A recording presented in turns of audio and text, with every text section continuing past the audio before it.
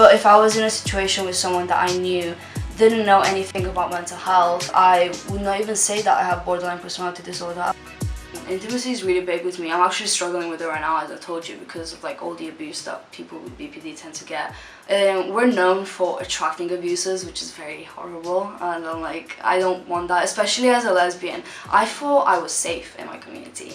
Apparently I'm not, and that's quite like disheartening to hear, but that doesn't really make me want to give up on intimacy, because friends are still intimate, if that makes sense. Like, I'm a very my love language is quality time and like physical touch, so I'm very, if the people allow me, I'm very touchy if I can be, but not in that way, if that makes sense. Let's watch a movie and sit next to each other. Like, that's intimacy to me, which sounds weird, because to people are like, you're literally sitting next to a person, and I'm like, yeah, but I get so much joy from it. It has more to do with connection than touch, if that makes sense, because I can sit next to someone and speak for hours and feel like I had the most intimate conversation ever, and like they've dug it deep into me, even with no hugs, no touch, no nothing. So I really like that, but I also really appreciate physical touch, but that's obviously a level that requires trust sometimes. Intimacy is so strong with us that you'll always get like probably the biggest love you'll ever feel, because I feel love and intimacy on a level that other people simply can't, simply because of the chemistry of my brain. And I think that's beautiful, even though it's horrible. I would rather not have it, but if I have to make positives out of it, I'll take that one. I made this ashtray myself, and I made the year 99, that's when I was born. And I'm Romanian, so I really like my own culture sometimes. I lie about a lot of things usually, and I guess you call it masking, because we do a lot. I know that's usually with the spectrum, but I think a lot of people tend to do it. We always have to be clean. I don't know, always this thing about being clean. You haven't washed your hair in a week? That's a lot. That's like actually really gross.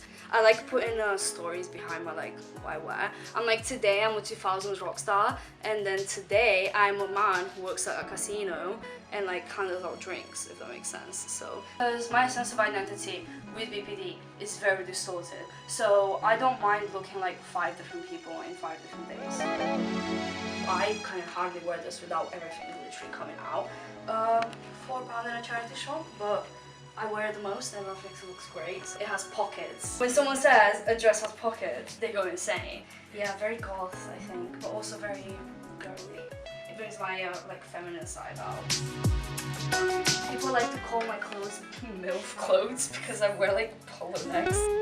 As if I can't have love, I want power. The album is very like, I'm not a woman, I'm a god, which I want my clothes to show. I'm not a woman, I'm a god.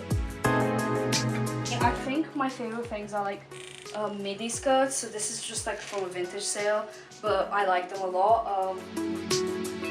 It like really helps me with my gender. I know it sounds weird to say that clothes help me with my gender, but like this I think affirms it the most. So I would say this is one of my favorite things that I own, just because it really helps me. When people say I look like a man, I don't even mind. I'm like, I'm not a man, but I don't mind looking like one, because they're also beautiful. So I'm like, yeah, tell me that I look like a man. So I wore this to the gig that I just told you about, and the button is missing, because when I was in the mosh pit, it got stuck onto someone's bag, and I literally took my teeth, did this. There's bells. And I was like, why are there bells on this? Like a child as well that gets lost and he needs to have a sound so that he can find me again.